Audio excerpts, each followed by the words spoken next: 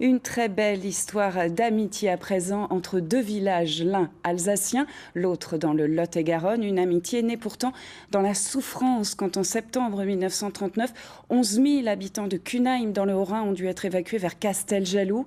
80 ans après, c'est dans la joie que cette page sombre a été commémorée. Sabine Pfeiffer, Philippe de Zempt. À l'automne 1939, les habitants de Cunheim sont arrivés ici dans le Lot-et-Garonne avec au maximum 30 kilos de bagages. 80 ans plus tard, leurs descendants ont voulu marcher sur leurs traces. Nous, on est habillés en costume pour commémorer ce que les anciens ont vécu quand ils ont tout quitté pour venir à Casteljaloux. C'est ce que mes grands-parents, à l'âge de 9 ans, ont vécu. Ils ont fait tout le trajet, ils ont traversé toute la France pour venir ici. Les communes de Cunheim et de Casteljaloux se souviennent. La nuit du 1er septembre 1939, les Cunheimois ont dû faire leurs valises. Certains ont traversé les Vosges en chariot tiré par des bœufs ou à vélo avant de finir le trajet en train. D'autres sont arrivés directement dans des wagons à bestiaux. Je suis née dans la maison du vétérinaire, près de la gare. Comme la maison en Alsace avait été détruite par des bombardements en 1940, mes parents avaient décidé de rester ici. Aujourd'hui, Casteljaloux est une jolie ville thermale de 5000 habitants. En 1939, elle en comptait à peine 1 millier. Et c'est près de l'église que la famille de Marthe a trouvé refuge. À l'époque, elle avait 17 ans. Und noch ist der Eigentümer von dem Haus gekommen und hat gehandelt, das will er nicht, er will kein Flüchtling. Und dann haben wir Menüs. Und dann sind wir in einer anderen Straße und etwas gefunden, dann haben wir trotzdem am Boden. Il y avait une grosse barrière, c'était la langue et le dialecte.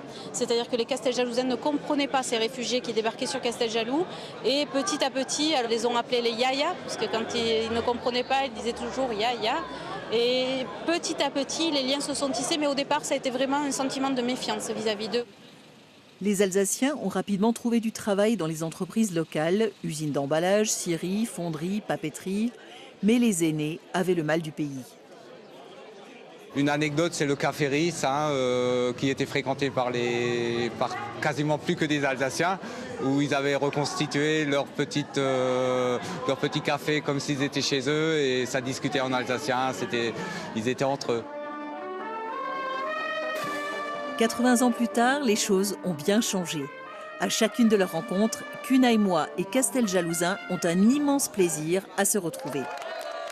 J'ai été reçu dans une famille que j'ai reçue moi-même ici.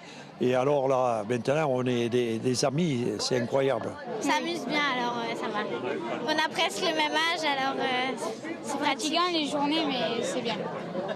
On dort peu parce qu'on fait beaucoup la fête, mais ça va. Une amitié récente. Car pendant presque 50 ans à Casteljaloux, plus personne n'évoquait ces Alsaciens venus à l'évacuation. Non, ça ne s'est pas oublié. Non, c'est qu'on n'en parlait pas. Mais quand on a vu de suite l'engouement qu'il y a eu dès qu'il y a eu ce jumelage, on ne pouvait pas dire que ça a été oublié. Moi, ma génération l'a découvert, très honnêtement, ça c'est clair. 20 ans de jumelage ont renforcé les liens et permis à Lucie et Anthony de se rencontrer. On est restés proches amis pendant longtemps. Et puis, jusqu'en 2010. Voilà. Et depuis 2010, on est en couple. On s'est rapprochés. Voilà. Le 2 juin dernier, les Cunheimois sont repartis, le bus rempli de cadeaux. En septembre 1940, le retour en Alsace était bien différent. Als du nach Hause gekommen bist, hast du andere Sorgen gehabt, du Häuser kaputt und der Dings und so nicht. Ja, es war noch ganz versodert und so. Mais 80 ans après cette période douloureuse, l'amitié profonde entre les deux communes a toutes les chances de perdurer.